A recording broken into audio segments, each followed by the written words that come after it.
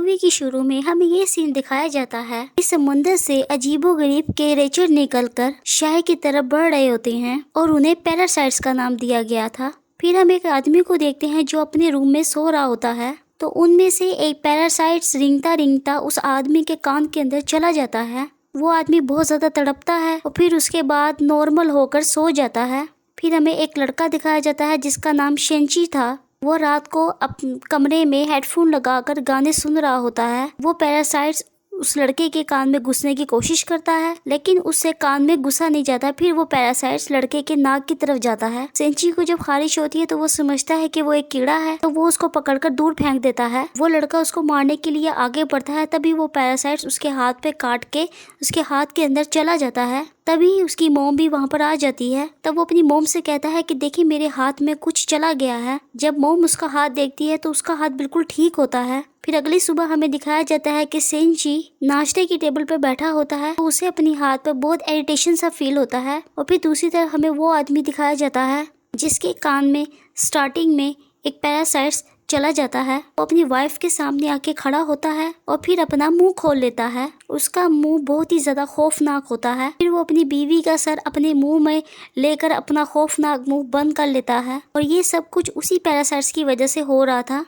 फिर हमें शिंजी दिखाया जाता है जो स्कूल जाते हुए रास्ते में अपनी दोस्त से मिलता है। वो उसमें काफी अजीब हरकतें नोट करती है, और जब वो स्कूल पहुंच जाता है तभी उसके साथ बहुत कुछ अजीब हो रहा था, जैसे उसके राइट हैंड में काफी पावर आ गई हो। वो घर आकर अपना हाथ काटने की कोशिश करता है, लेकिन उसका हाथ मूव करने लगता है और उसको रोक देता है। फिर हम देखते हैं कि उसका हाथ एक क्रिएचर में बदल गया है। वो शिंची से बातें भी कर रहा था। फिर हम देखते हैं कि वो शिंची की बुक्स भी पढ़ा करता था, और फिर उसका लैपटॉप भी यूज किया करता था, क्योंकि वो इंसानों के रहने के तरीके जानना चाहता था। जब उसने शेंची की बॉडी में घुसने की कोशिश की थी, शेंची ने उसे आगे जाने से रोक लिया था, इसलिए अब से वो राइट हैंड में था। वो सिर्फ उसी हाथ को कंट्रोल कर रहा था। ये अपना नाम मिगी बताता है और कहता है कि तुम मुझे कभी ना काटना, क्योंकि मैं तुम्हें कुछ नहीं कहूँगा, क्योंकि तुम मेरे होस्ट जो हो। फिर हम देखते हैं कि शेंची में और मिगी में दोस्ती होने लगी थी। बाकी सब लोग जिनको पैरासाइट्स ने इन्फेक्ट किया था, वो पूरे शहर में बहुत ज्यादा तबाहियां मचा रहे थे और इंसानों को मारकर खा रहे थे। दूसरी तरफ मिगी शेंची को खींचकर एक रेस्टोरेंट की तरफ लेकर जाता है। वहाँ पे भी बहुत ज्यादा इन्फेक्टेड लोग यानी पैरासाइट्स इंसानों का गोश्त खा रहे होते हैं। जब वो शेंची को देखते हैं तो उन्हें लगता है कि ये भी इन्फेक्टेड है, को भी वो गोश्त देते हैं। जब उन्हें पता चलता है कि ये पूरी तरह से इन्फेक्ट नहीं हुआ, बल्कि ये अभी भी इंसान है, तो वो उसको ही मारने के लिए आगे बढ़ते हैं। लेकिन मैगी उनको आगे से मारता है और शेंची की जान बचा लेता है, क्योंकि अगर शेंची मर जाता तो वो खुद भी मर जाता, और ये उसने सिर्फ अपने फायदे के लिए किया था। अब न्यूज आती है कि शहर के लोग मारे जा रहे हैं, लेकिन इन्हें कुछ नहीं पता होता कि ये कैसे मारे जा रहे हैं, क्योंकि पैरासाइट्स अपना काम बहुत होशियारी और छुपके से कर रहे होते हैं। शेंची अपने साथी मैगी को कहता है कि तुम अपने साथी पैरासाइट्स को क्यों नहीं कहते कि वो इंसानों को मत खाए। तब मैगी उसको कहता है कि तुम भी तो सब्जियां और इन जानवरों के गोश्त को खाते हो, तो इसी तरह हम लोगों को खाना भी इंसान ही है, तो इसमें बुरी बात क्या है। अब मैगी को पता चल जाया करता था कि उनके आसपास कौन सा पैरासाइट्स है। जब शेंची स्कूल जाता है तो वो उसको बताता है कि तुम्हारे पास एक और पैरासाइट्स है, बल्कि वो कोई और नहीं बल्कि तुम्हारी टीचर थी। जब वो टीचर शेंची को देखती है तब उसे भी पता चल जाता है कि ये इन्फेक्टेड है, लेकिन वो उसको कहती है कि तुम्हें मुझसे डरने की कोई जरूरत नहीं है, क्योंकि मैं इंसानों को नुकसान नहीं पहुंचाना चाहती, बल्कि मैं उनके तरीके को पढ़ रही हूँ ताकि इंसानों जैसी क्वालिटी मुझ में हमेशा से रहे। वो उसको दो और पैरासाइट्स के पास लेकर जाती है। एक स्टूडेंट होता है और एक पुलिस ऑफिसर। वो बताती है कि पुलिस ऑफिसर मेरा हस्बैंड है और हमारा बेबी होने वाला है, और वो बेबी बिल्कुल नॉर्मल इंसान होगा, और हम भी इंसानों की तरह रहना चाहते हैं। हम किसी को नुकसान नहीं पहुँचाएंगे, किसी को सरेआम नहीं मारेंगे, लेकिन छुपकर गोश्त खाना चाहते हैं। क्या तुम हमारा ग्रुप ज्वाइन करोगे? लेकिन मैगी इस बात को नहीं मानता। अब अगले दिन वही पुलिस ऑफिसर उन लोगों के पास आता है, तो मैगी शेंची को बताता है कि ये हमें मारने आया है, क्योंकि उसे पता चल चुका है कि उस दिन रेस्टोरेंट में हमने एक पैरासाइट्स को मारा था, और इसी के साथ वो पुलिस ऑफिसर इन पर अटैक करता है। अब मैगी और शेंची भी बहुत ज्यादा लड़ते हैं और इसको फाइनली मार देते हैं। जब शेंची घर आता है तो उसको बहुत बुरा लग रहा होता है कि उसने एक मर्डर कर दिया है, लेकिन दूसरी तरफ हम देखते हैं कि पुलिस ऑफिसर की बॉडी से वो पैरासाइट्स निकलकर किसी और की बॉडी में चला जाता है, बल्कि वो कोई और नहीं बल्कि वो शेंची की माँ थी, और वो शेंची को मारने के लिए उसकी तरफ बढ़ रही थी। मिगी शेंची को बताता है कि वो तुम्हें मारना चाहती है। शेंची उसे कहता है कि खबरदार कि तुमने मेरी माँ को मारा, क्योंकि शेंची अपनी माँ से बहुत मोहब्बत करता है और वो नहीं चाहता था कि उसकी माँ मरे। और देखते ही देखते उसकी माँ का मुंह भी बाकी पैरासाइट्स की तरह खुलने लगता है और वो शेंची पर अटैक कर देती है। उसका बहुत ज़्यादा खून ज़ाया होता है और वो मरने के करीब होता है। लेकिन अगली सुबह हम देखते हैं कि वो दोबारा से उठ खड़ा होता है। तो मैगी उसे बताता है कि तुम बहुत ज़्यादा ज़ख्मी हो गए थे, लेकिन मैंने अपने सर से तुम्हारे जख्म को ठीक कर दिया था। लेकिन यहाँ पे बुरी बात ये थी, लेकिन अब शेंची की बॉडी में मैगी के सेल्स चले गए थे और अब वो पूरी तरह इन्फेक्ट हो रहा था।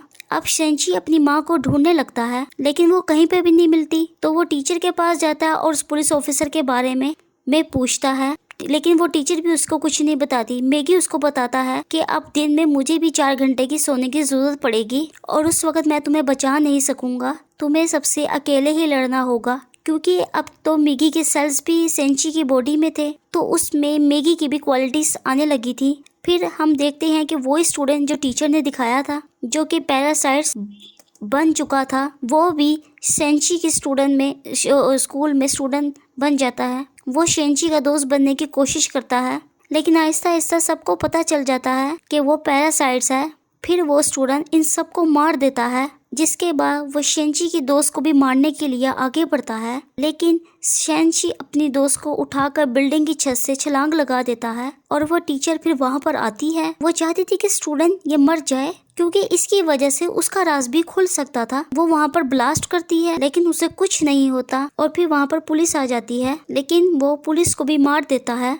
अब मिगी शेंची को बताता है कि वो बिल्डिंग की छत पर है। शेंची दूसरी बिल्डिंग की छत पर जाता है तो उसको एक एरो से मार देता है। तो उसके बाद वो टीचर के पास जाता है, उस पुलिस ऑफिसर का एड्रेस पूछता है जो कि पैरासाइट्स था, और अब टीचर उसको एड्रेस दे देती है। उस पुलिस ऑफिसर का पैरासाइट्स अब भी उसकी माँ के अंदर था। लेकिन यहाँ पर अब मिगी के सोने का टाइम हो जाता है। मतलब इसका ये था कि अब शेंची को यहाँ पर अकेले ही लड़ना था।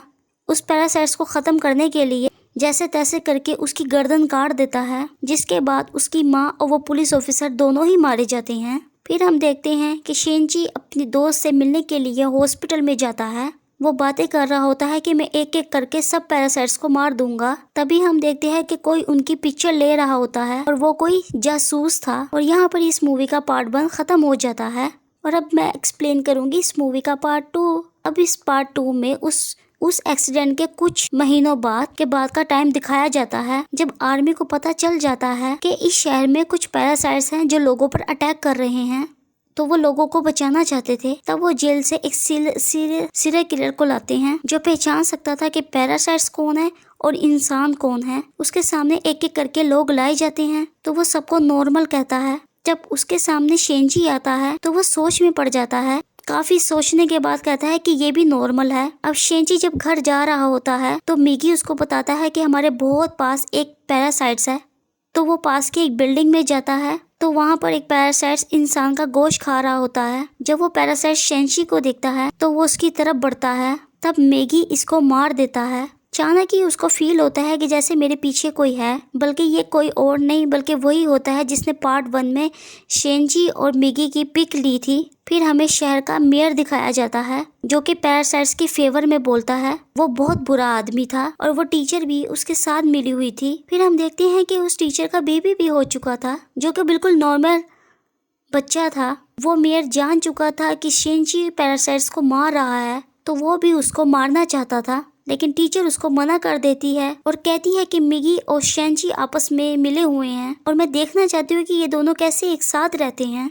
अगर तुम शेंची को मारोगे तो हमारा पैरासाइट्स मैगी भी मर जाएगा, और इसलिए इसी ने शेंची के पीछे वो जासूस भेजा था ताकि वो उस पर नजर रख सके। शेंची एक दिन चल रहा होता है, फिर उसको एकदम फील होता है कि जैसे उसके पीछे कोई है। जासूस उसकी सारी बात सुनता है और उसे कहता है कि तुम्हें अपने बारे में पुलिस को बता देना चाहिए। शेंची उसको कहता है कि नहीं, पुलिस में बहुत ज्यादा पैरासाइट्स भरे हुए हैं। उसको यहाँ पे पता चल जाता है कि इस जासूस को टीचर ने उसके पीछे लगाया था। तब वो टीचर के पास जाता है और उसको कहता है कि ये सब कुछ तुम क्या कर रही हो, ये करना बंद क्यों नहीं कर देते। तब टीचर उसको कहती है कि तुम हमारे साथ ही सब पैरासाइट्स को क्यों मार रहे हो। वो सब तो अभी सिर्फ इंसानों को खाना सीख रहे हैं, और कुछ देर बाद वो उन लोगों को मारना भी बंद कर देंगे। वो चुप हो जाता है और फिर जासूस के पास जाता है और उस जासूस को बताता है कि वो टीचर बहुत ज्यादा खतरनाक है, वो खुद एक पैरासाइट है, वो किसी भी वक्त तुम्हें भी नुकसान पहुंचा देगी ताकि तुम उससे दूर रहो। लेकिन जासूस उसकी बात पर यकीन नहीं करता और अगले दिन वो जासूस उस मेयर से मिलता है। उसने शेंची की बात को टेस्ट करना था कि वो सच बोल रहा है कि नहीं, इसलिए वो मेयर के रूम में एक वॉइस रिकॉर्डर लगा देता है। लेकिन मेयर को इस बारे में पता चल जाता है। वो जासूस को मारने का हुक्म दे देता है कि ये अब हमारे लिए नुकसानदायक बन चुका है। वो पैरासाइट्स को उसके घर भेजता है उसको मारने के लिए, लेकिन वो घर में नहीं होता तो वो पैरासाइट्स जासूस की बेटी को मार देते हैं। अब दूसरी तरफ शेंची को मैगी बताता है कि तुम पे 5 पैरासाइट्स अटैक करने के लिए आ रहे हैं। अब उनकी तरफ एक आदमी बढ़ता है और उसी आदमी के अंदर वो 5 पैरासाइट्स थे। मैगी और शेंची उससे फाइट करते हैं और उसका सर उड़ा देते हैं। उन्हें लगता है कि यह मर चुका है, लेकिन अभी तो सिर्फ अभी एक पैरासाइट्स मारा गया था, लेकिन 4 तो अभी भी बाकी थे और बाकी के पैरासाइट्स उसके हाथ में आ जाते हैं और उसको कंट्रोल करने लगते हैं। अब वो टीचर मेयर से कहती है कि जब मैंने तुम्हें मना किया था कि उस जासूस को शेंची को मारने के लिए पैरासाइट्स नहीं भिजवाओगे तो तुमने ऐसा क्यों किया। अब मेयर यहाँ नोट करता है कि उस टीचर के दिल में इंसानों वाले इमोशंस वापस आ रहे थे, तो उस मेयर को ये बात बिल्कुल अच्छी नहीं लगती। अब वो उस टीचर को मारने के लिए 3 पैरासाइट्स भेजता है, लेकिन चूंकि वो भी पैरासाइट्स थी तो उसको पता चल जाता है कि कोई उसको मारने के लिए आ रहा है। तो वो उनको पार्किंग में बुलाती है, तो वो उन तीनों से अकेले ही मुकाबला करके उनको मार देती है। लेकिन जब वो घर आती है तो वो देखती है कि उसका बच्चा वहाँ पर नहीं है। तो उसको एक नोट मिलता है जिस पर लिखा होता है तुम्हारा बच्चा मेरे पास है और ब्रिज पर मुझसे मिलने के लिए आओ। इनफैक्ट वो नोट उस जासूस का था, वो अपनी मरी हुई बेटी का बदला लेना चाहता था। वो टीचर की बेबी को मारकर वो शेंची को फोन करती है और शेंची को भी अपने साथ लेकर वहां जाती है। तो शेंची उस जासूस को बताता है कि तुम्हें इसको मारकर कुछ भी नहीं मिलेगा क्योंकि ये बेबी तो एक नॉर्मल इंसान है। इसी दौरान आर्मी भी वहां पर पहुंच जाती है। तब उन्हें पता चल जाता है कि मेयर ने अपनी बिल्डिंग में बहुत ज्यादा पैरासाइट्स छुपाए रखे होते हैं। अब वो लोगों को एक एक करके बिल्डिंग से निकाल रहे थे। इनमें से जो वो पैरासाइट्स थे उनको वो शूट करते जा रहे थे। सीरियल किलर भी वहीं पे था। फिर हम मेयर को स्पीच करता हुआ देखते हैं, जो वो स्पीच में बता रहा होता है कि असली मॉन्स्टर तो इंसान है जो कि पैरासाइट्स को बिला वजह मार रहे हैं। तब वहाँ पर बैठे आर्मी के सारे लोग उसको शूट कर देते हैं, जिसकी वजह से मेयर की डेथ हो जाती है। तभी वो सीरियल किलर चलाने लगता है कि वो तो इंसान था, ये तो बस सिर्फ पैरासाइट्स का साथ दे रहा था। जब वो पीछे मुड़कर देखते हैं तो वही आदमी उनके पीछे खड़ा होता है जिसके अंदर 5 पैरासाइट थे। सब उसको शूट करते हैं लेकिन उसको कुछ भी नहीं होता। फिर हम देखते हैं कि जासूस उस बच्चे को फेंकने ही वाला होता है। टीचर जब ये देखती है तो उसे अपने बच्चे को बचाने के लिए मजबूरी में पैरासाइट्स बनना पड़ता है। तो वो अपना एक हाथ निकाल के जासूस की चेस्ट में घुसा देती है, जिसकी वजह से सबको पता चल जाता है कि वो टीचर एक पैरासाइट्स है। पुलिस उस पर मुसलसल शूट करने लगती है और वो जान चुकी थी कि अब मेरी जान नहीं बचेगी। तो वो अपना बेबी शेंची को पकड़ाने आती है। जैसे ही वो अपना बेबी शेंची को पकड़ाती है तो बहुत ज्यादा गोली लगने के बावजूद वो फौरन ही मर जाती है। यहाँ पर शेंची को अपनी मोम याद आने लगती है और उसमें इंसानों वाली फीलिंग्स दोबारा से आने लगती है। अब पुलिस शेंची को अपने साथ इन्वेस्टिगेशन करने के लिए ले जाती है और साथ ही उनको खबर मिलती है कि उस पैरासाइट ने, जिसके अंदर 5 पैरासाइट थे, उसने आर्मी को मार दिया है। तो शेंची फौरन से कार लेकर वहां पर पहुंचता है और वही पैरासाइट उसकी कार को रोककर उसकी कार का एक्सीडेंट कर देता है और वो जंगल में चला जाता है। वो फिर मैगी को कहता है कि जब तक तुम मेरे साथ हो मुझे पता चल जाएगा कि बाकी पैरासाइट्स कहाँ हैं। शेंची मैगी को कहता है कि मुझसे अलहदा हो जाओ प्लीज। इतने में वो दूसरा पैरासाइट्स उनके पास आ जाता है और उन पे अटैक करने लगता है। अब शेंची और मैगी की काफी दोस्ती हो चुकी थी तो मैगी अपनी कुर्बानी दे देता है और शेंची की बॉडी से अलग हो जाता है और शेंची को वहां से भाग जाने का कहता है और मैगी को वो पैरासाइट्स मार डालता है, जिसपे शेंची काफी उदास हो जाता है। शेंची फिर अपनी दोस्त की तरफ जाता है और उसका बहुत ख्याल रखती है। वो लेटा होता है तो वो अचानक से देखता है कि उसके बाजू में से मैगी का एक और हिस्सा ग्रोथ होने लगता है और ऐसा इसलिए होता है कि जब मैगी ने अपने बॉडी सेल्स में से सेल्स देके शेंची को ठीक किया था, मैगी के सेल्स शेंची की बॉडी में आ चुके थे, इसलिए तो वो चाहता तो दोबारा ग्रो कर सकता था। शेंची को फील हो चुका था कि अब ये मैगी दोबारा आ रहा है, उस पैरासाइट्स को दोबारा से पता चल जाएगा कि मैं कहाँ हूँ। तो वो अपनी दोस्त की जान बचाने के लिए उसको बाय कह के वहाँ से चला जाता है। तो वो जैसे ही बाहर जाता है तो वो पैरासाइट उसको पकड़ लेता है। अब एक फैक्ट्री में घुसकर शेंची एक केमिकल उस पैरासाइट्स की बॉडी में बहा देता है, लेकिन उस पैरासाइट्स को कुछ नहीं होता। वो कहता है कि तुम मुझे क्या समझ रहे हो, मैं तो तुम्हें मारकर बाकी इंसानों को भी मार दूंगा। इसके बाद मैं और बाकी पैरासाइट्स इस दुनिया पे राज करेंगे। तो शेंची को मारने ही वाला होता है कि इसलिए फौरन ही मैगी उसकी बॉडी में दोबारा से ही ग्रो कर जाता है और दूसरे पैरासाइट्स पे अटैक कर देता है। इसी के साथ उसकी बॉडी में कुछ होने लगता है, वो तड़पने लगता है। तो मैगी शेंची को बताता है कि जिस रोड से तुमने उसको मारा उस पे बहुत ज्यादा केमिकल्स लगे हुए थे और अब ये पैरासाइट्स इसकी बॉडी में नहीं रहना चाहते। फिर एक एक करके सारे पैरासाइट्स उसकी बॉडी को छोड़ देते हैं और अब सिर्फ उसकी बॉडी का एक ढांचा बाकी रह गया था। शेंची वो ढांचे उठाकर नीचे आग में फेंक देता है, जिससे फाइनली उसकी डेथ हो जाती है। फिर हमें काफी दिनों बाद का टाइम दिखाया जाता है जब सब कुछ नॉर्मल हो जाता है। तो मैगी शेंची से कह रहा होता है कि जैसे अब इस दुनिया में कोई भी पैरासाइट्स बाकी नहीं रहा, तो अब हम दोनों को भी साथ नहीं रहना चाहिए, मैं तुमसे अलग हो जाऊंगा। लेकिन शेंची उससे मना कर देता है, तो मैगी खुद ही अपनी आप को खत्म कर देता है और शेंची का हाथ वापस भी अपनी फॉर्म में वापस आ जाता है, जिसपे वो काफी उदास हो जाता है और मैगी को मिस करने लगता है। फिर हम देखते हैं कि काफी टाइम गुजर गया है, शेंची और उसके दोस्त अच्छी जिंदगी गुजार रहे थे और वो उस टीचर के बेबी से भी मिलने जाया करते थे।